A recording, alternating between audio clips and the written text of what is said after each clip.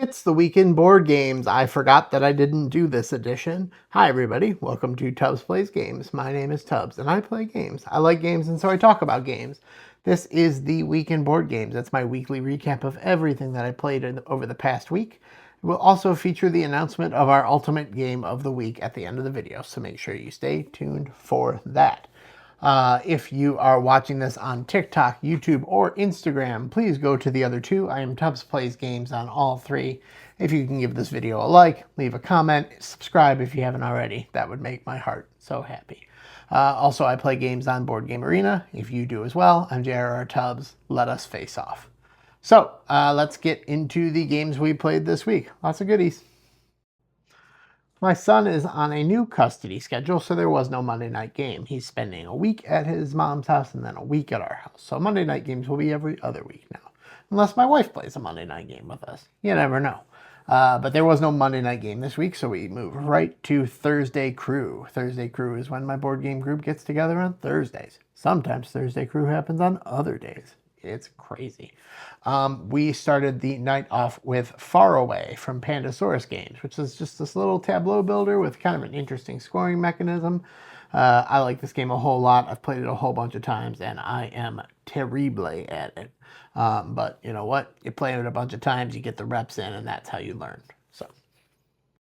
Next, we played Beyond the Sun from Rio Grande Games, which is a track pushing game. You're building up this tech track. It's a worker placement game in a way, I guess. You're building up this track, this technology track. You're moving spaceships around the universe, trying to colonize little planets. It was a very, very cool game. Rio Grande provided me a copy of this game to do a review of. Very, very cool is not the review. A review is coming in a couple of weeks. But I was glad to finally get this one to the table so that I can get to work on that review. So yeah, good game. I'm playing it on BGA now as well to kind of cement in the way it works.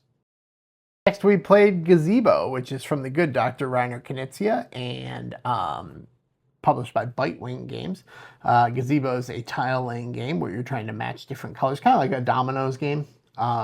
In that the tiles are domino style tiles. You're matching different colors on this very nice little cloth board and then claiming areas based on the size of the colors that you match and trying to get all of your gazebos out onto the board first. I liked it a lot. You know, the doctor doesn't miss. I'm sure he misses, but he hasn't missed for me yet. But yeah, it's a good one.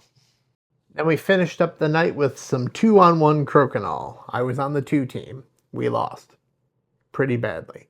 I love Crokinole a whole lot. I don't know who published it. We're going to say Earth. Like, yeah, I don't know the history of Crokinole, like who first designed it. So we're just going to, it's designed by the ancients.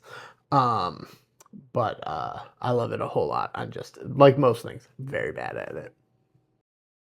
Over the weekend, my son and I played a game of Book It from Foam Hammer Games. This was a Christmas gift from my son's bonus dad to me because we both share an enjoyment of wrestling and of board games, it turns out. Book It is it's a deck building game. You're basically buying wrestlers to put into your promotion. You're purchasing wrestlers' contracts to put in your promotions. You're trying to match colors. You're trying to make synergies to make your promotion as popular as possible and make as much money as you can on ticket sales. It was very cool. I liked it a lot. I'm excited to get to play it again. I may even pick up some of the expansions someday. You never know. Later that night, my son and I tried to crack into another game before bedtime. We played another game of Doomlings because we were trying to wash the taste out of our mouth of the embarrassing play we had the week before. You may remember about it. So we played another game of Doomlings. I believe that I lost again. No, I won by 1 point. I need to up my Doomlings game, and I'm not sure what to do about it. But yeah, Doomlings from Doomlings LLC. Sunday, we had our traditional bagels and board games. My son, my wife, and I played yet another game of Sea, Salt, and Paper. That is 5 now for our 10x10 board. For those keeping track at home, I have won 4 of the games. My son won the 5th one. And the rule that we have, since he's here sometimes and not here other times, is that if he wins a game that's on the 10x10 board, he can donate his win to either one of us. He chose to donate it to my wife. because she made a bargain with him and because he loves her, but also they made a bargain together about playing Fall Guys together. So like that was the trade-off. He probably would have given it to her anyway. He likes to see me lose things. And Sea Salt and Paper is from Pandasaurus. If you don't know Sea Salt and Paper and you've watched any of these videos, I don't know what to do. You're not paying attention. We headed off then to the Sunday meet-off, and we kicked meet-up, and we kicked off the Sunday meet-up, is what I was trying to say, with some sausage sizzle. It's a push your luck dice rolling game from 25th Century Games. You roll dice, you try to. It's like Yahtzee apparently. I've never played Yahtzee, so I don't know, but it's like Yahtzee. And we played the Red Cathedral, which is from Devere Games. It is very cool. I don't know what kind of game you would call it, like what mechanism it fits into exactly. But the way that you get resources using this rondelle and these dice, and it changes how often or how far you can move the dice to get the different resources. And then you're placing them on, you're using the resources to build different parts of this cathedral to score points. I really enjoyed this game. It was my game of the week, in fact, and I'm going to be keeping an eye out for a copy at friendly local game stores all around this fine nation of ours. Really just Michigan, but big fan.